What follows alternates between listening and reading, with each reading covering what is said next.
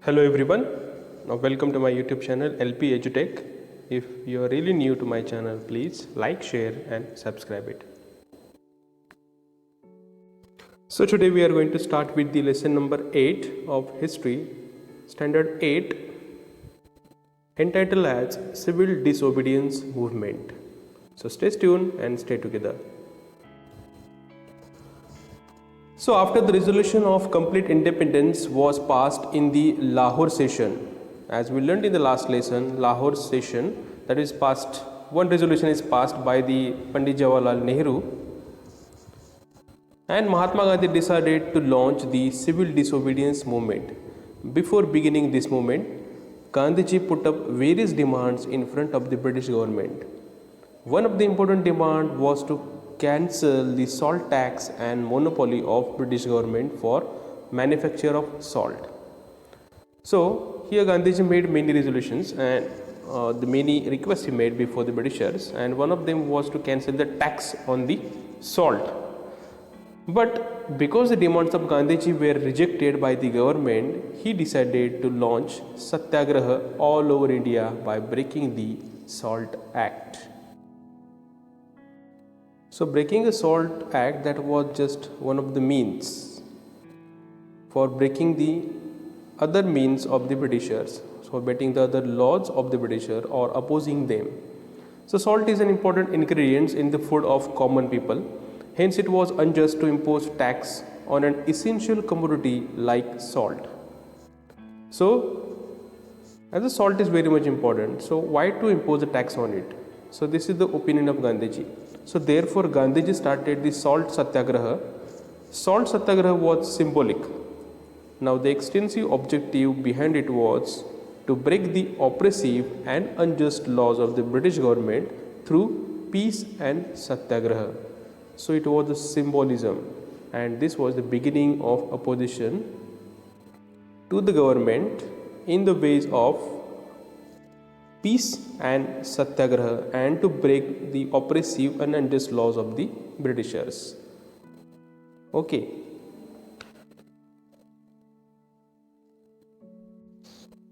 Gandhiji chose Dandi, a seashore in Gujarat, to begin the salt satyagraha.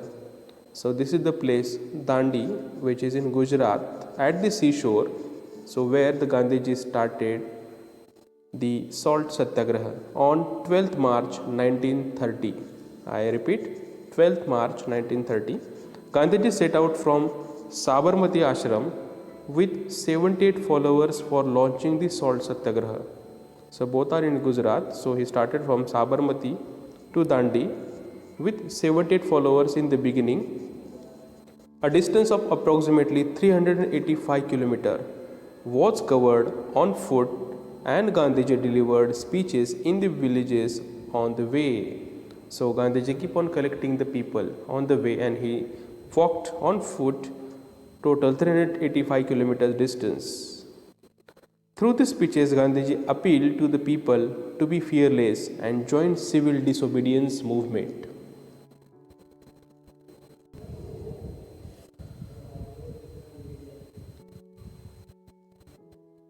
Due to Gandhiji's speeches, message of civil disobedience movement spread everywhere, and a favorable atmosphere was created. On 5th April 1930, Gandhiji reached Dandi. So when did he start? He started on 12th March 1930 and reached on 5th April 1930. So these many days, 12th March to 5th April.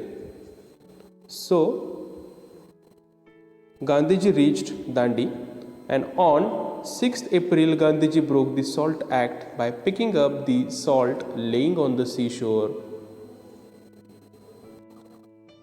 So on 6th April Gandhiji broke the Salt Act by picking up the salt laying on the seashore of Dandi, and civil disobedience movement started all over the country. So this was the symbolism, and through this Gandhiji wanted to indicate, he wanted to give an indication to the British that all the oppressive and unjust laws of the Britishers are going to be banned and rejected by the Indians through the various acts and breaking of Salt Act is one of the examples, ideal examples for them and as well as for the Indians, and it was the beginning of breaking or breaking or suppressing the other unjustful laws of the Britishers. The Peshawar Satyagraha. In the northwest frontier, Khan Abdul Ghaffar Khan was the most loyal follower of Mahatma Gandhi. Northwest frontier, that is in the in the country of Pakistan, right now we can say Peshawar. So Khan Abdul Ghaffar Khan was the most loyal follower of Gandhiji. He was also known as Frontier Gandhi, okay, as he was living to the northwest frontier, so he was known as a Frontier Gandhi because he was a follower of Gandhiji's, very loyal follower. He had founded the organization called Khudai Khidmatgar. So this is his organization called as Khudai Khidmatgar. It means Khidmatgar of Khudats. On 23rd April 1930, he started Satyagraha at Peshawar. On 23rd April 1930, so he started Satyagraha at Peshawar. The town was in the hands of the Satyagrahis nearly for a week. The British government gave orders to the Garhwal regiment to carry out open firing on the Satyagrahis, but Chandra Singh Thakur, an officer of Garhwal regiment, refused to open fire. He was court-martialed and was given to severe punishment. So, what is told here? The town was in the hands of Satyagrahis nearly for a week, and the British government gave orders to the Garhwal regiment to carry out open firing. But there was one person, that is Chandra Singh Thakur. He was an officer of Garhwal regiment. He did not fire on them, even though he was working in the British army, and as a result, he has to face the court-martial. That means a trial was taken against him, and he was given severe punishment because he did not follow the orders. So this is the officer Chandra Singh Thakur of Garhwal regiment. He did not follow the orders of Britisher and was faced severe punishment.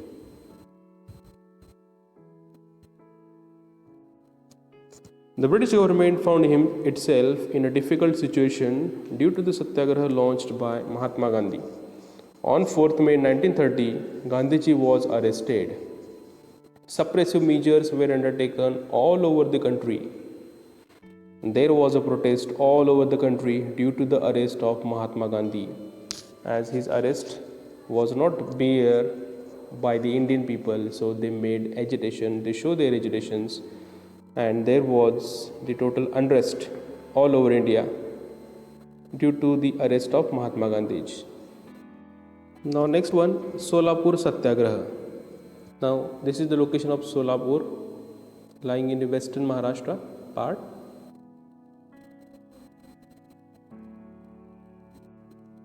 The mill workers were on the forefront in the Solapur Satyagraha. So in the Solapur Satyagraha, who were at the front? So the mill workers. On 6 May 1930, the Hartal was observed in Solapur, that is strike. Hartal means strike, that was observed in Solapur. A huge procession was organized in Solapur. The district collector gave orders of firing on the procession, and many volunteers along with Shankar Shivdare died in the firing. As a result, people started attacking police stations, railway stations, courts, municipal buildings, that is all are belongs to the government, British governments. The government declared martial law and the agitation was suppressed. Martial law, it is a very oppressive measurement taken by the Britishers. They can arrest anyone without any charge, and the people became agitated due to this martial law. They declared martial law and the agitation was suppressed. All those who were protesting to the Britishers, that was suppressed deliberately by attacking on them by the Britishers. Those who took lead in this movement, such as Mallappa Dhanshetty, Sri Krishna Sarda, Qurban Hussain and Jagannath Shinde, were hanged to death. So this is the example of martial law. The Britishers he suppresses all the movement or all the oppositions of the people by attacking on them. Everything in the hands of military.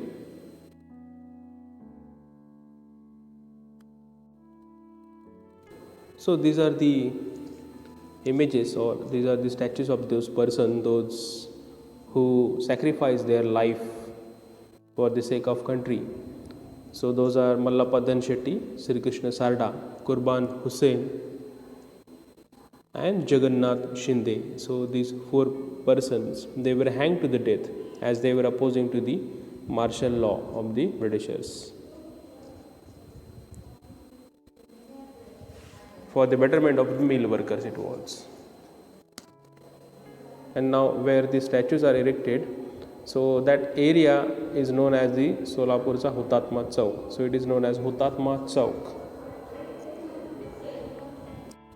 Now next, Dharasana Satyagraha. Dharasana Satyagraha. Let us look at it. The Satyagraha at Dharasana in Gujarat was led by Sarojini Naidu.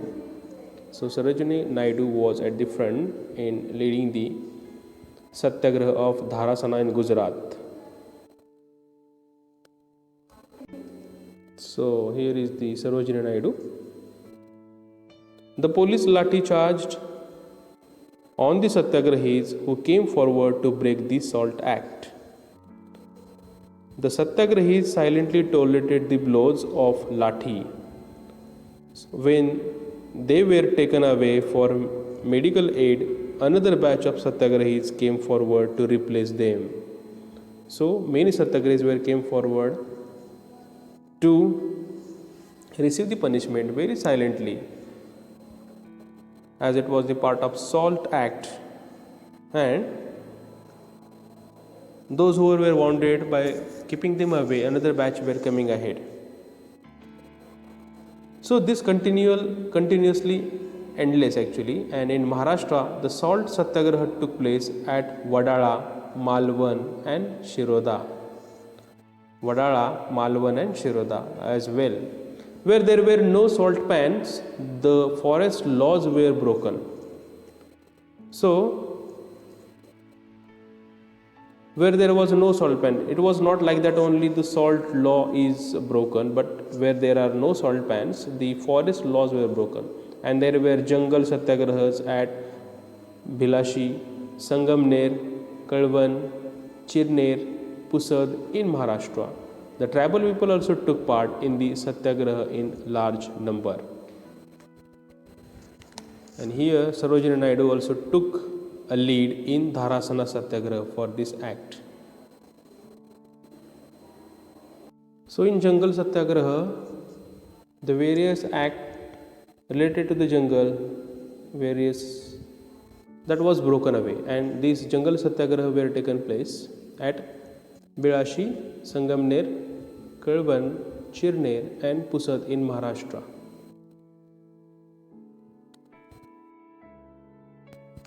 Now let us look at the Do You Know fact. Features of civil disobedience movement. All the movement till now were limited only to urban areas, but this movement became a nationwide movement. People from rural areas registered their participations. Second, women also took part in large numbers. Kasturba Gandhi, Kamala Devi Chattopadhyay, Avantika Bai Gokhale, Lalita Devi Munshi, Leelavati Munshi, Hansa Ben Mehta led the Satyagraha. This movement was based on complete non-violence.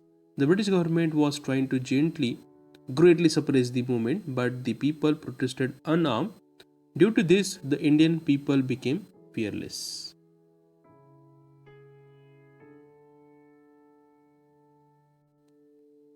Sacrifice of Babu Genu.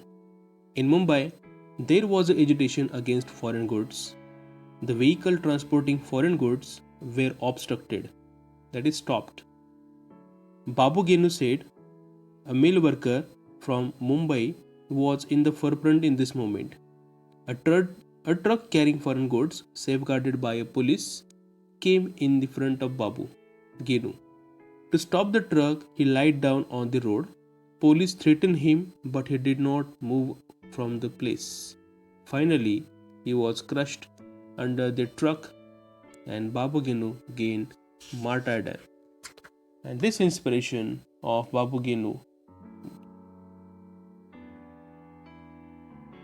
it became as an inspiration to the national movement. Round Table Conference.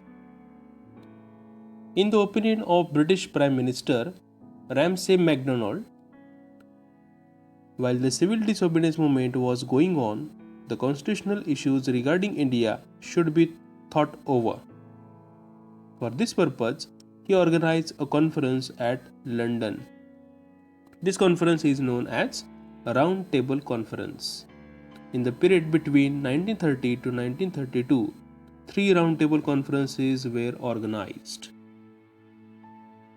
So there were 3 roundtable conferences were organized between 1930 to 32 for the constitutional issues regarding the Indian that should be thought over.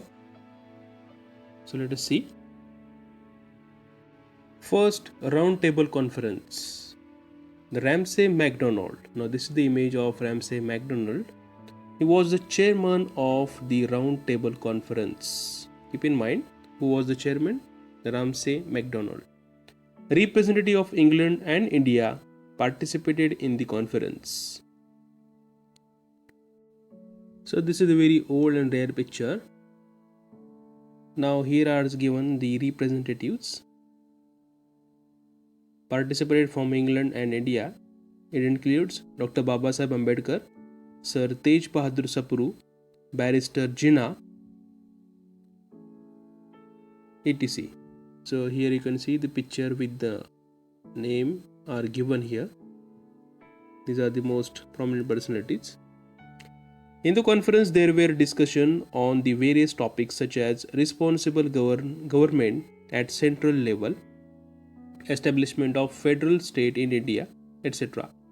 Representative of different political parties in India and rulers of the princely states participated in the conference. However, the Indian National Congress did not participate in it. So kindly keep in mind, in the first roundtable conference, Indian National Congress, there were no representative of Indian National Congress from India participated. The Indian National Congress was a body that represented the country. Without its participation, the deliberation in the roundtable conference were indeed meaningless. So in the first roundtable conference, no representative from the India, from the Congress party participated. But there were at least 89 members attended the first roundtable conference. Why it is said at the roundtable conference? Because all are sitting around the table. So it is the roundtable conference. Gandhi and Lord Irwin Pact. Let us see. The British Prime Minister expressed his hope of participation of Indian National Congress in the second roundtable conference. Keep in mind, in first roundtable conference, no representative of Indian National Congress participated. But now in second roundtable conference, it was requested by the Prime Ministers of British government. So in view of the appeal made by the Prime Minister, the Viceroy released Mahatma Gandhi and other leaders from prison. As Mahatma Gandhi was in prison at the time, therefore, to attend the conference, government released Mahatma Gandhi from the prison. Thus, a very conducive atmosphere was created for the Congress to discuss the issues freely. A pact was signed between Mahatma Gandhi and Viceroy Irwin, which is known as Gandhi-Irwin Pact. According to this pact, the British government assured that the system of responsible government would be added in the proposed Constitution of India. So this is the most important thing here. So what is decided here? the British government assured that the system of responsible government would be added in the proposed Constitution of India. And consequently, Indian National Congress withdrew the civil disobedience movement and agreed to attend the round table conference. The civil disobedience, what is the movement which was in a full swing, Gandhiji stopped that movement to attend this round table conference as he was freed from the prison.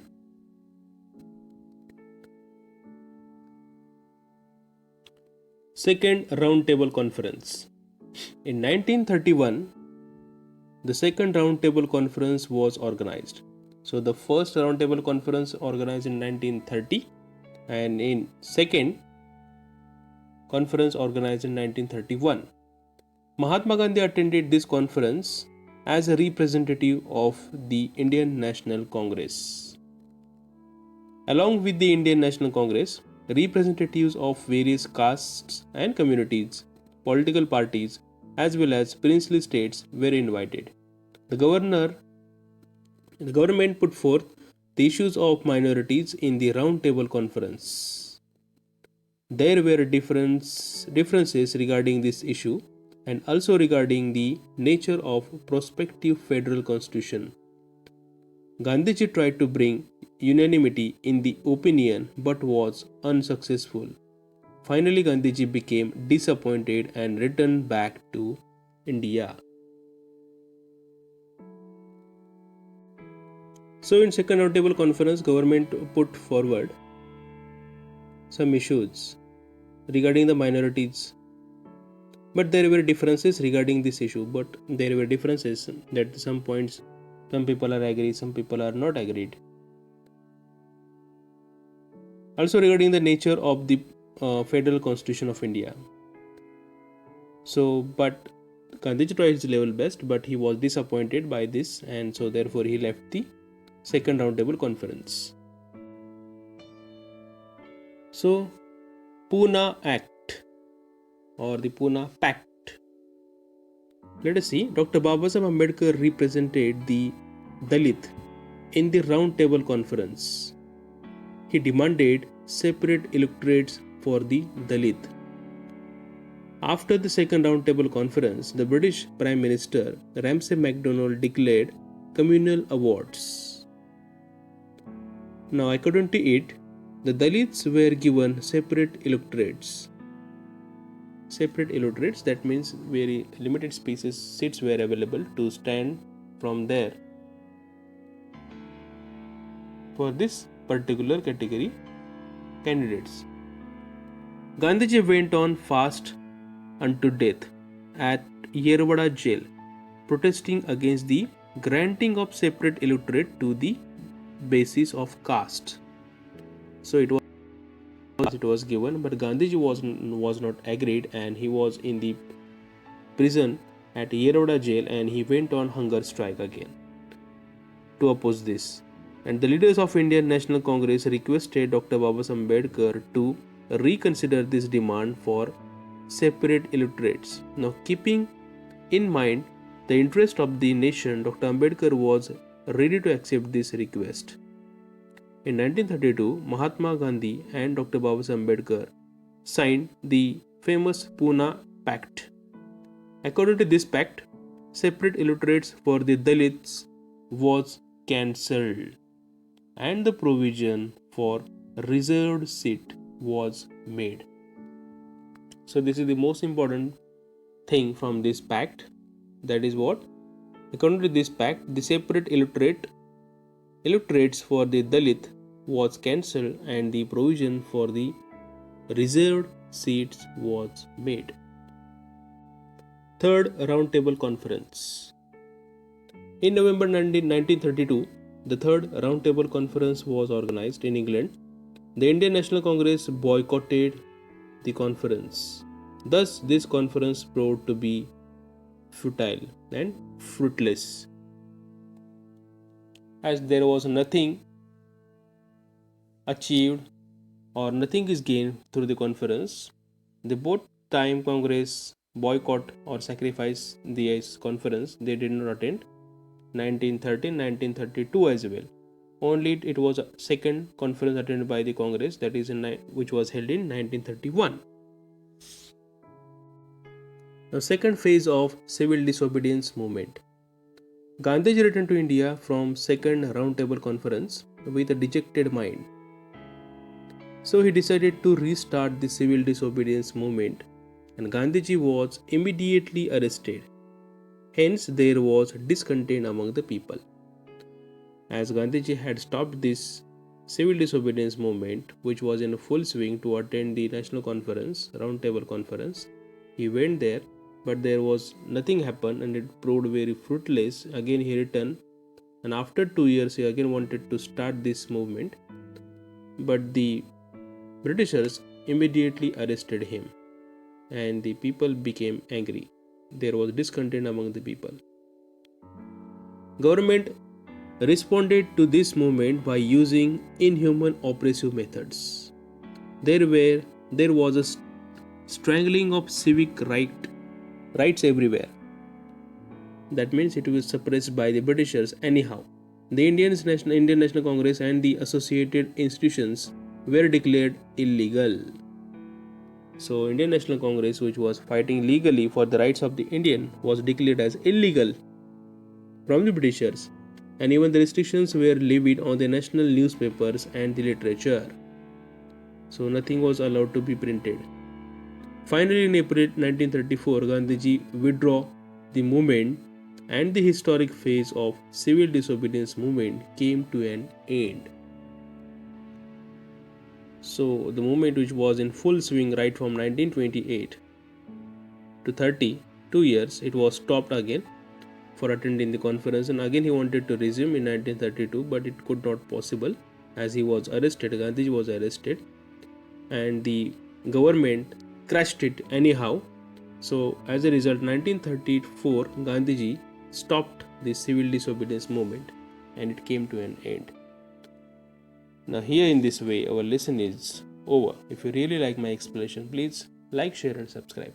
Thanks for watching.